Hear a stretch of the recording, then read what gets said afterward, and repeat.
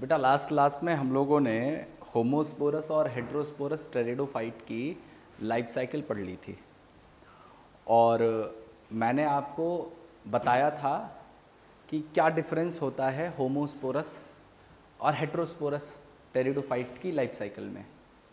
Homosporous में मैंने आपको बताया था कि भाई मेल और फीमेल गैमेटोफाइट हालांकि अलग अलग नहीं थे, वहाँ पे आपने अगर कंपेयर करके देखा हो तो हो क्या रहा था कि एक ही टाइप की स्पोर बन रही थी, मोनोस्पोरस होमोस्पोरस एक तरीके की। अगर मैं इसको कंपैरिजन करना चाहूँ तो एक कंपैरिजन आप देखिएगा, मैं यहाँ पे लिख रहा हूँ होमोस्पोरस होमोस्पोरस और इस तरफ लिख रहा हूँ हेटेरोस्पोरस। अब ये बात किसकी हो रही है? टेरिडोफाइट की बात हो रही है।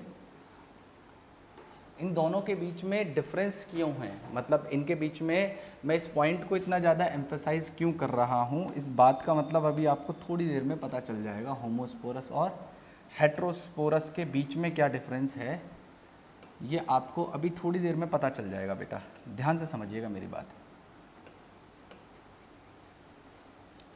देखिए बात ऐसी है कि जो होमोस्पोरस थे उनके अंदर उनकी जो स्पोरेंजिया थी, उनकी जो स्पोरेंजियाज थी वो स्पोरेंजिया बेसिकली क्या कर रही थी, एक ही साइज की स्पोर्स बना रही थी, एक ही साइज की स्पोर्स बना रही थी और इनकी स्पोर्स क्या कर रही थी, आगे चल के जर्मिनेट करके एक छोटा सा इनकॉन्स्पिकुअस स्ट्रक्चर जो ग्रीन फोटोसिंथेटिक था, जिसे मैं प्रोथैलस कह रहा हूँ। प्रोथैलस बेसिकली एक गैमेटोफाइट है क्योंकि मेन प्लांट बॉडी स्पोरोफाइट है।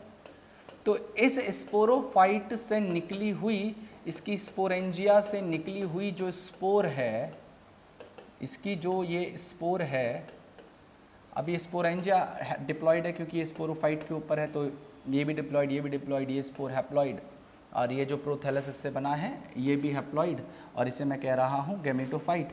अब यहाँ पे मैं ये नहीं कह रहा हूँ कि ये मेल गैमेटोफाइट है कि फीमेल गैमेटोफाइट है, बस गैमेटोफाइट है। और इसी गैमेटोफाइट के ऊपर लेटर ऑन क्या हो रहा था, मैंने आपको बताया सेक्स ऑर्गन डेवलप हो रहे थे।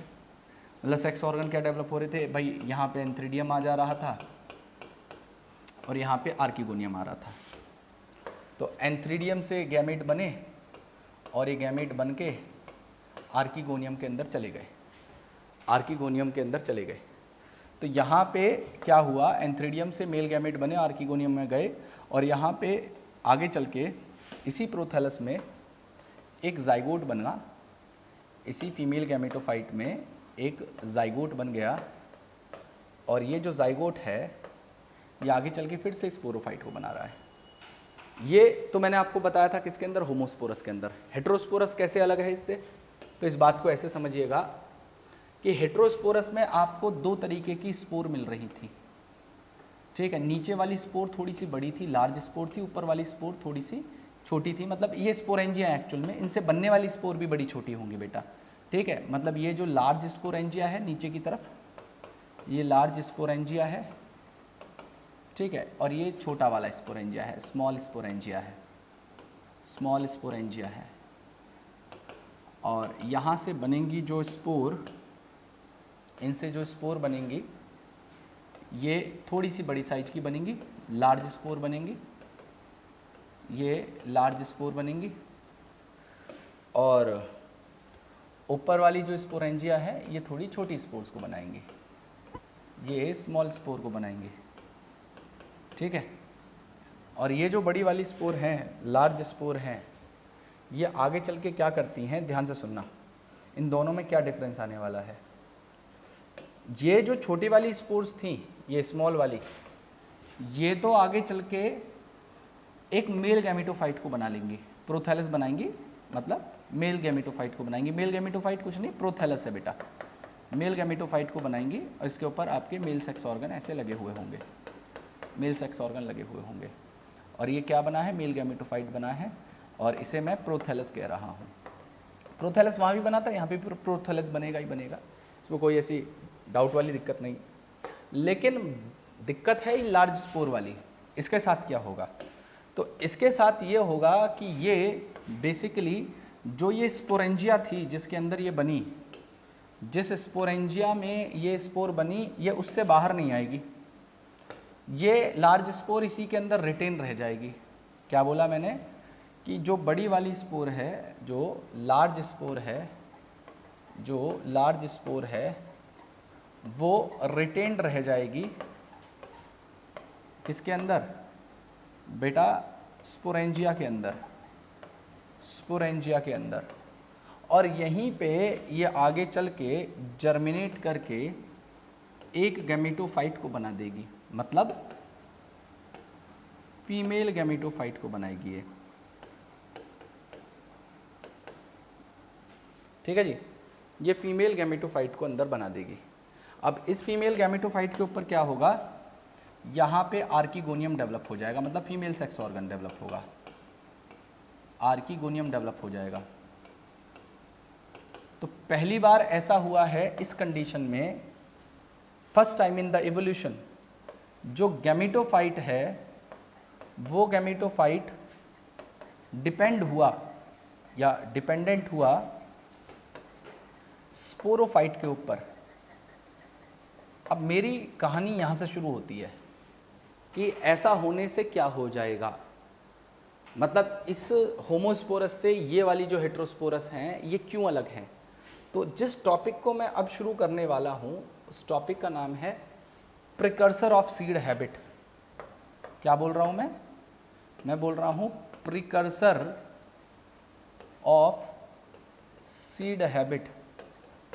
अब सीड हैबिट क्या होता है और इन्हें इनके प्रिकर्सर क्यों कहा गया, इसका मतलब भी थोड़ी देर में पता चल जाएगा। देखिए, कहने का मतलब ये है कि जो गैमेटोफाइट है वो स्पोरोफाइट मतलब स्पोरेंजिया के अंदर रिटेन हुआ, तो इसका मतलब ये है कि भविष्य में अगर फर्टिलाइजेशन होता है तो फर्टिलाइजेशन भी कहाँ पे होगा, स्पोरेंजिया के अंदर होगा। फर्टिलाइजेशन कहाँ पे होगा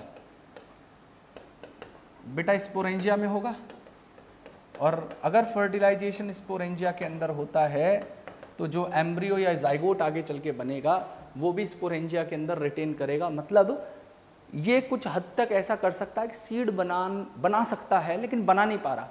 क्यों नहीं बना पा रहा, मतलब इसने कुछ क्राइटेरिया फुलफिल किए हैं सीड को बनाने के लिए। मतलब देयर आर बेसिकली 4 क्राइटेरियाज, मतलब किसी प्लांट को सीड बनाने के लिए ये 4 क्राइटेरिया फुलफिल करने चाहिए। सबसे पहला तो भैया उसको हेटेरोस्पोरस होना चाहिए और बड़ी स्पोर हमेशा फीमेल गैमेटोफाइट को बनाए। दूसरा क्राइटेरिया उसका ये होता है कि जो फीमेल गैमेटोफाइट है वो रिटेन हो किसके ऊपर, स्पोरोफाइट के ऊपर। तो ये 2 क्राइटेरिया फुलफिल कर दिए। हेटेरोस्पोरस भी है, 2 तरीके की स्पोर बना रही है, लार्ज स्पोर हमेशा फीमेल गैमेटोफाइट को बना रही है, और दूसरा फीमेल गैमेटोफाइट जो है स्पोरोफाइट के ऊपर डिपेंडेंट भी है।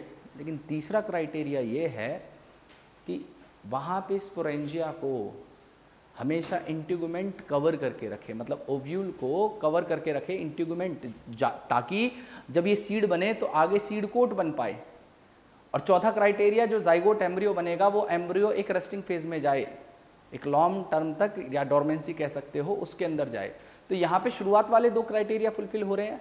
लास्ट के जो 2 क्राइटेरिया हैं, इंटीगुमेंट का ना होना और एम्ब्रियो का रेस्टिंग स्टेज पे ना जाना या डोरमेंसी को ना दिखाना, ये फुलफिल नहीं हो पाता। इसीलिए इन्हें मैं कह रहा हूं कि ये प्रिकर्सर है सीड हैबिट के। मतलब सीड हैबिट मतलब process by which they can form seed, मतलब सीड बनाने के प्रोसेस को सीड हैबिट कह रहे हैं। सीड हैबिट 2 ही के पास है, जिम्नोस्पर्म और एंजियोस्पर्म। जिम्नोस्पर्म बनाते हैं लेकिन नेकेड सीड बनाते हैं क्योंकि वहां पे कोई ओवरी उन्हें कवर करने के लिए नहीं होती, और एंजियोस्पर्म के पास में ओवरी वॉल होती है, तो वो बेसिकली आगे चल के फ्रूट बन जाती है, तो उनके सीड फ्रूट में कवर्ड हो जाते हैं। लेकिन टेरिडोफाइट जो है, टेरिडोफाइट में होमोस्पोरस तो कहीं भी एग्जिस्ट नहीं कर रहे हैं, हम लोग हेटेरोस्पोरस टेरिडोफाइट की बात कर रहे हैं। तो इनको बोला गया प्रिकर्सर ऑफ सीड हैबिट, मतलब ये सीड हैबिट कर सकते हैं या कर सकते थे, इन्होंने उसको करने की कोशिश की लेकिन कर नहीं पाए। ये प्रिकर्सर्स हैं, इन्होंने शुरुआत की है, कुछ नया अलग किया है, किससे, एल्गी से और ब्रायोफाइट से, लेकिन ये उस प्रोसेस को कंप्लीट नहीं कर पाए, सीड को बना नहीं पाए। बेटा ये मेरी बात समझ पा रहे हैं। तो यहाँ पे गैमेटोफाइट डिपेंडेंट है स्पोरोफाइट के ऊपर, तो इसका मतलब ये है कि फर्टिलाइजेशन अगर होता है तो वो स्पोरेंजिया के अंदर होगा, और स्पोरेंजिया के अंदर होगा इसका मतलब जो जाइगोट है वो जाइगोट भी रिटेन्ड रहेगा स्पोरेंजिया में, स्पोरेंजिया में, और इसका मतलब ये है जाइगोट रिटेन्ड अगर रहा स्पोरेंजिया के अंदर तो इसका मतलब ये है बेटा कि ये सीड बना सकता है, इट कैन फॉर्म सीड, या ये सीड फॉर्मेशन कर सकता है भविष्य में चल के। तो यहाँ से अब नया टॉपिक शुरू कर रहा हूँ मैं, जिसका नाम है precursor of seed habit. Precursor of seed habit का मतलब है, सीड हैबिट का मतलब है कि प्रोसेस ऑफ सीड फॉर्मेशन, वो प्रोसेस जिससे सीड फॉर्मेशन कर पाएँ उस चीज़ को सीड हैबिट कहते हैं। तो सीड हैबिट कौन कौन कर सकता है?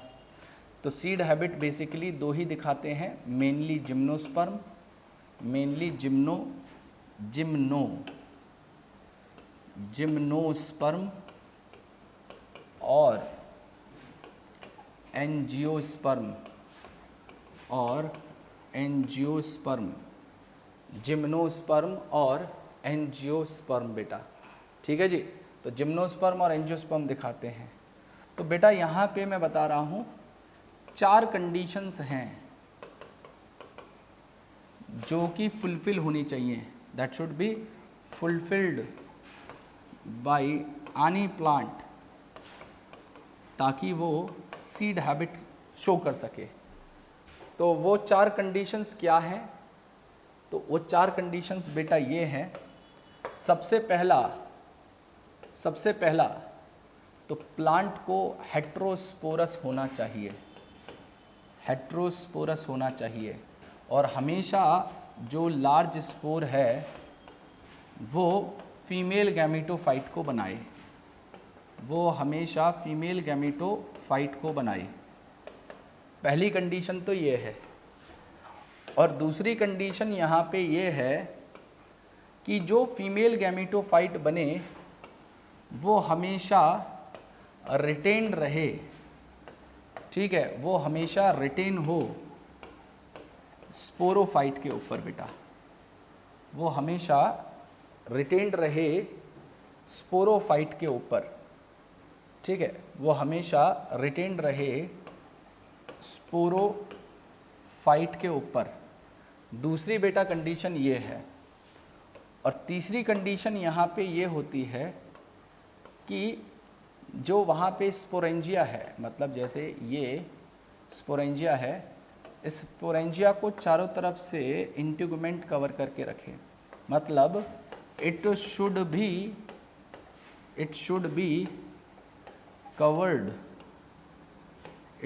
बी कवर्ड बाय इंटीगुमेंट, ये इंटीगुमेंट से कवर हो, मेरी बात समझिएगा, ताकि ये आगे चल के सीड कोट बना सकें, जो आगे चल के बेटा सीड कोट को बना सकें। क्यों? क्योंकि जब फर्टिलाइजेशन होगा तो जाइगोट यहाँ अंदर प्रेजेंट होगा, और जाइगोट आगे चल के एम्ब्रियो अगर बनेगा तो ये एम्ब्रियो भी अंदर ही रहेगा, और एम्ब्रियो को कवर करके रखने के लिए बेटा सीड कोट होना असेंशियल है या मैंडेटरी है। और चौथी कंडीशन यहाँ पे होती है, चौथी कंडीशन यहाँ पे होनी चाहिए कि जो एम्ब्रियो, जो जाइगोट बना है, उससे जो आगे चल के एम्ब्रियो बनेगा, वो एम्ब्रियो हमेशा रेस्टिंग फेज में जाए, वो हमेशा क्या करे, रेस्टिंग फेज में जाए, मतलब वो डॉर्मेंसी को शो करे, वो डॉर्मेंसी को शो करे। अगर ये 4 क्राइटेरिया फुलफिल हो जाते हैं या 4 कंडीशंस फुलफिल हो जाती हैं तो वो सीड बना सकता है। लेकिन जो एंजियोस्पर्म थे उन्होंने ये कंडीशन फुलफिल की, ये कंडीशन फुलफिल की, ये नहीं कर पाए और ये नहीं कर पाए, मतलब 2 क्राइटेरिया वो फुलफिल कर पाए, 2 को नहीं कर पाए। इसीलिए मैं उन्हें कह रहा हूँ कि बेटा वो प्रिकर्सर हैं सीड हैबिट के, बट मतलब उन्होंने सीड फॉर्मेशन की शुरुआत तो की है, लेकिन सीड को बना नहीं पाए हैं, वो सीड बना नहीं पाए, वो प्रिकर्सर हैं, ठीक है जी। ये आगे चल के मतलब इनके पास में अगर कंडीशन होती तो ये सीड बना सकते थे, 2 कंडीशंस बना पा रहे हैं, 2 कंडीशंस को नहीं कर पा रहे हैं। तो इसीलिए मैं कह रहा हूं कि they are not able to form seed ये सीड नहीं बना पाए पर ये प्रिकर्सर होते हैं सीड हैबिट के।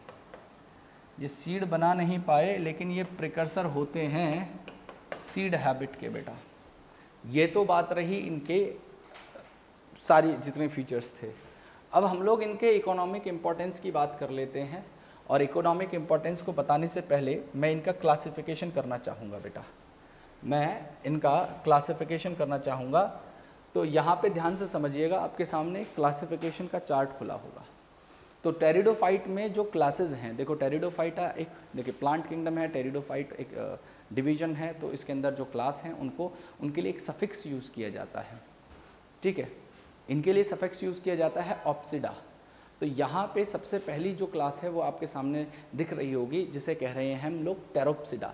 टेरोप्सिडा में आपको जो एग्जाम्पल्स याद रखने हैं, देखिए टेरोप में ऐसे जो PTER लगा है, तो टेरिस PTER, ड्रायोप्टेरिस, एडेंटम, ओफायोग्लॉसम, अजोला और सेल्विनिया, ये सारे के सारे एग्जाम्पल हैं टेरोप्सिडा के। मैं फिर से रिपीट कर रहा हूँ, कौन कौन से हैं? टेरिस, ड्रायोप्टेरिस, एडेंटम, ओफायोग्लॉसम, सेल्विनिया और अजोला। अजोला एक वाटर फर्न है, ठीक है, एनाबिना अजोला, ये सिम्बायोटिक एसोसिएशन भी बनाता है।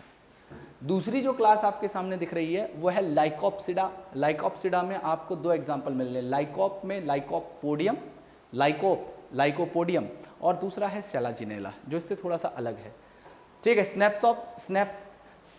स्फेनोप्सिडा के अंदर आपको इक्विसीटम मिलेगा, और यहाँ पे इक्विसीटम को आप लोग बेटा हॉर्स टेल के नाम से भी जानते हैं, इनकी शेप के बेसिस पे हम इन्हें हॉर्स टेल कहते हैं। और साइलोटम एग्जाम्पल है साइलोप्सिडा का, साइलोटम एग्जाम्पल है किसका?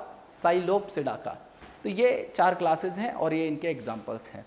अब बात कर लेते हैं इनके इम्पोर्टेंस की, या इनके इकोनॉमिक इम्पोर्टेंस की। तो ध्यान से समझिएगा, यहाँ पे सबसे पहले बात कर रहा हूँ मैं इनके इकोनॉमिक इम्पोर्टेंस की।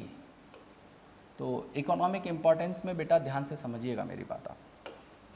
यहाँ पे सबसे पहला जो इनका ना इकोनॉमिक इम्पोर्टेंस है बेटा, इनका जो सबसे पहला इकोनॉमिक इम्पोर्टेंस है वो ये है कि ये हिल स्लोप्स पे बाइंड करते हैं, तो वहाँ पे ये सॉइल बाइंडर का काम करते हैं। मतलब हिल स्लोप्स के ऊपर ये उगते हैं और वहाँ पे सॉइल बाइंडिंग करते हैं और प्रिवेंट करते हैं सॉइल इरोजन को, ठीक है जी। तो पहला तो इनका जो इम्पोर्टेंस है, ये इकोनॉमिक इम्पोर्टेंस तो नहीं है, इकोलॉजिकल इम्पोर्टेंस ही है हमारे लिए। दूसरा इनका इम्पोर्टेंस ये है बेटा कि इनसे हम कुछ मेडिसिन्स भी लेते हैं। इसमें एक प्लांट अभी पढ़ा हम लोगों ने टेरोप्सिडा में, जिसका नाम था ड्रायोप्टेरिस। ड्रायोप्टेरिस से हम लोग क्या करते हैं, एक ड्रग आइसोलेट करते हैं। उस ड्रग को बेसिकली एंटी हेलमिंथिक ड्रग माना गया है, ठीक है। एंटी हेलमिंथिक ड्रग के तौर पे उसे यूज़ किया जाता है। मतलब हेलिमिंथ जो राउंड वॉर्म है या टेप वॉर्म है, उनसे होने वाले जो जैसे एस्केरिस टाइप चलेगा, उनसे होने वाली जो डिजीज़ हैं उनके लिए ये ड्रायोप्टेरिस से ड्रग निकाला जाता है, तो उस एलिमेंट में इसे यूज़ किया जाता है। तीसरा है बेटा, कुछ इसमें से वाटर फर्न हैं, जैसे मार्सेलिया। मार्सेलिया एक वाटर फर्न है। इस वाटर फर्न को बेटा कुछ ट्राइबल कम्युनिटी, कुछ ट्राइबल्स फूड के तौर पे यूज़ करते हैं, और ये एक काफ़ी अच्छा स्टार्च का सोर्स भी है, स्टार्च का सोर्स भी है बेटा। एक इसकी इम्पोर्टेंस ये है कि इसे ऑर्नामेंटल यूजेस में लिया जा सकता है। इसका हम लोग ऑर्नामेंटल यूजेस में ले सकते हैं। ऑर्नामेंटल में कैसे ले सकते हैं बेटा?